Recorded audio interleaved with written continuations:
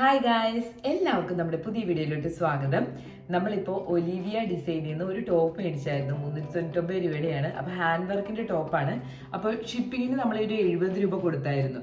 എന്തായാലും ഒരു 7 ദിവസം ആയപ്പോഴേക്കും നമുക്ക് ഈ ടോപ്പ് കയ്യിലോട്ട് കിട്ടിയിട്ടുണ്ട്. അപ്പോൾ നമുക്കിത് ഈ ടോപ്പ് എങ്ങനെയുണ്ടെന്ന് നമുക്കിതൊന്ന് അൺബോക്സ് ചെയ്ത് നോക്കിയാലോ.